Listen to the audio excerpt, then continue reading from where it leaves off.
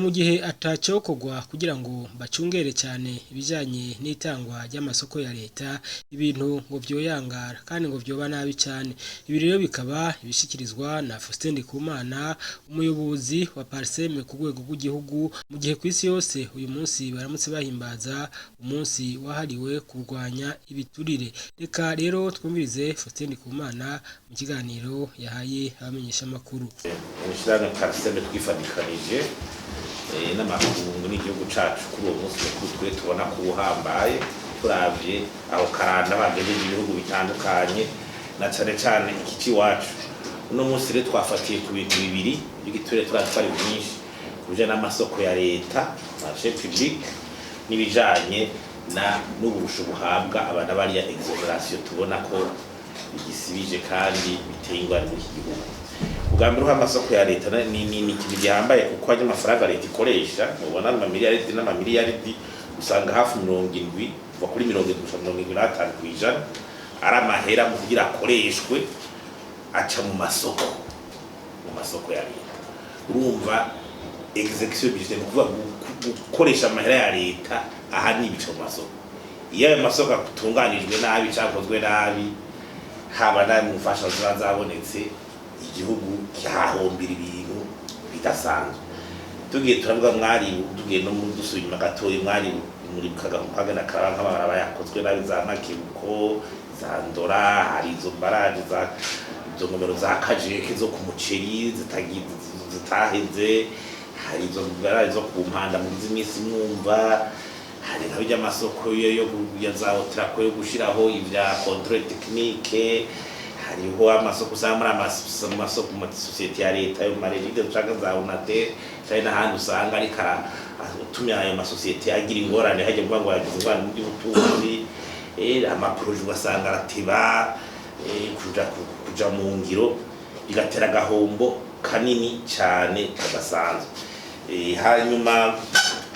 ukaraba naba tuvuge nk'ahazasa amashiramwa za Sosumo nka usanga bavuga bati bariko bararondera abafugisera bashira kuza barashikaye gutora nk'isukari kuri Sosumo kw'imbiro byakorewe ukabona isukari ibura hari amakontra amasezerano y'ibijanye n'ubutara amakontra miniye yabayobije guhagarikwa kw'imbira ati none ivyo bintu bimera gutyo kubera iki amasoko ya leta kandi amategeko ahari ibintu byose byanditse. Hanyuma tujanye n'ama exoneration byo birumva exoneration za mamisi yose hategurwa miliyaridi 18 mugabo zikama azirenga miliyaridi 200 zirenga mwaka tukaba babishira ku ruho rw'amazi ningo biriko birarenga inkombe. Hanyuma rero ikibaje nuko haba hariho kuvuga hari ibintu byo byotumye niyo transparence ushobora kuboneka muri ayo masoko. Uravye nasa yuko amasoko ategurwa muri bakagira planification akaba intumbero ingene ategurwa akaya publication ingene ategeza kuboneka izia za peridofe nyine concurrence ikaba. Hanyuma hariho n'inzego abijeje abatanga amasoko amasirira ashobora kubikurikirana mu ahantu hose ashobora gutanga amasoko ya leta nko mashira hamwe ya leta abadirecteur general nibo batanga amasoko mu bushikiranganje abashikiranganje abaminisitiri batanga amasoko gafisa amasirire charge de mari marché public n'amakomisiyo atandukanye cyose kaba bihari. Hariho za nzego za autorité de régulation des marchés publics zishobora gukurikirana abindi ibyo mbere ziri bavuga ati ko mu nzego zazo hajamwo abikora twabona za société civile. Hariho direction nationale des marchés publics itegeza kuzirakurikirana iraba n'amasoko ngene bigenda mugabo muri pratique ugasanga nibindi kandi muri abo bose basanga nta nimwegera abazwa ibyo byaronekaye cyangwa bitagenze neza. Asanga muri bya planification bitegeza kuba amasoko akamenyekana ku mwaka azotangwa. Ugasanga izo nzego nta gaciro bazihaye nka autorité de régulation des marchés publics yategeza kugira audit annuel mwaka yerekana ingene amasoko yagenze. Ikigeranyo kigasohoka kigatangwa muri za cour de compte kigatangwa mu nama nshingamateka abantu bakabona ibyo bokosura bakabona ibyagenze nabi byose ni ibintu byo kubariza. Hari ibijanye n'ibiciro, usanga ibiciro bishobora gushingwa n'ibiciro by'umurengera, ugasanga bariko baragira amasoko bayategura bamaze kubona umuntu bashaka kuzoyaha, ugasanga bamwe barabakuyemwo, ugasanga amasoko bagiye baragira ibice kugira bashobore kuyatanga bayaha uwo bagomba, ugasanga abantu baronka amamonopole y'imyaka nk'ibiri 3 gutanga ibintu byagenze gute kugira se yabaye ryari. N'ibintu rero biriko biragira urabya exoneration, ugasanga amategeko yavuga ati ngo nka exoneration mugagaca ibintu usanga ngo umutegetsi kanaka ngo arashobora gutanga urusharabyi nibi, ugasanga ni ibintu biriko birarengera. Nico gituma rero tuvuga tuti turasaba cyane gose yuko ibyo bisata byogarukira no kurusha mu exoneration nyene. Umuntu yose ko byo banza bikagira igihagarara, banza akabihagarika, akaba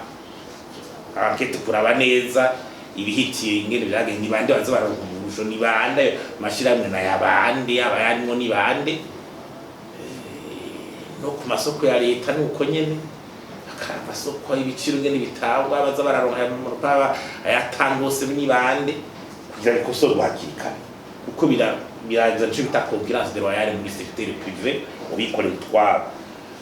ubikorera utwabo. Barayo n'amasore bashizeho ico bita ico bita malimite bashizeho kugira bijya rwego raba iby'amasoko rwa direction nationale du marché public, kugira ngo ushobora kubanza gukontora amasoko, kubanza kuguha amasoko agira atawe. Baradugije amasore cyane, nibaza yuko ushikana ku miliyoni 150 ku miliyoni 150 ni menshi kugira umuntu atanga isoko y'imiliyoni 150 direction ya marché public itabanje kuraba igere biko biragenda cyangwa amasoko ategeza kuba public. Ni ibintu rero tubona yuko naho amategeko aba hari code de marché public, urabona yuko kuzuza amategeko kimwe muri iki gihugu nizo nzego zikaba atanga ubuziri kuzirakora ihama ubutungana amasoko atangwa nabi. Abo bantu bose bajijwe amasoko bagiye barakora, nta n'umwe ashobora kugira ico yubazwa. Abo batanga amasoko personne chargée de marché public, abo ba maserire mu mantite, abo iyo migwi yitwa serire mu kazi fashe bishika ma commission, abo bose amakosa baramaje, nta n'umwe ashobora kubazwa iki. Igivyo ni ibintu bisigaye nta n'umwe ashobora kugira ico abajijwe. Umuco wacoro kizwi coco amasoko atanzwe nayo mari mashirahamwe ya leta ubunya abadirecteur general banazo, ugiye kuwe go hasi n'abastane,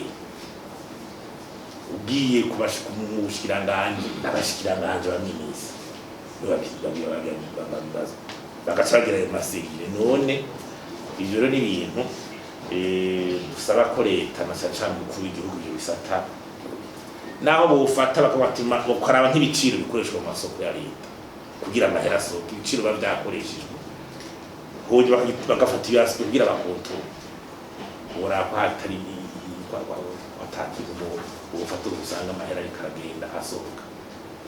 Aho iyo migwi yose iriyo shene zose kugira nibaza yuko ari ibintu bimaze kuba komo nk'ikintu systemique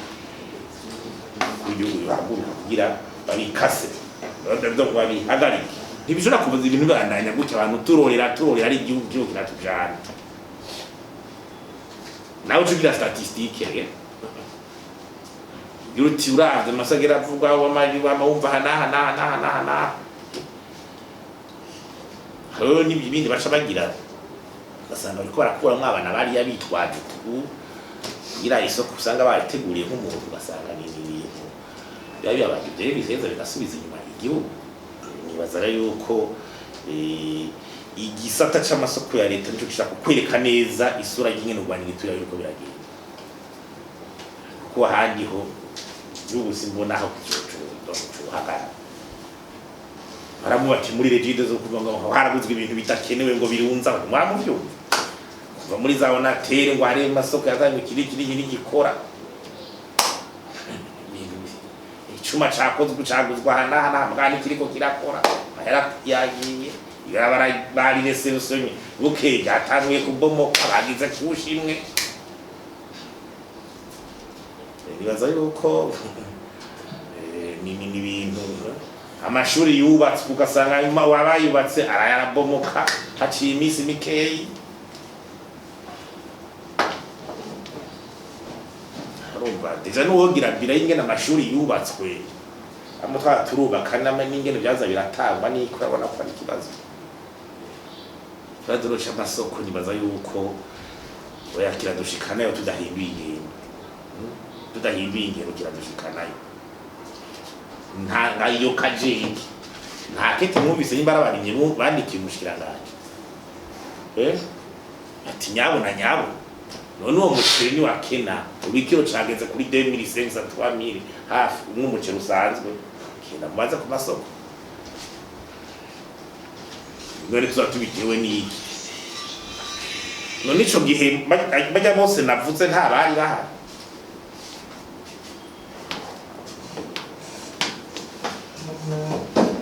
Jenda ko twuva mu bintu nyene byo ibintu ngabo twizere yuko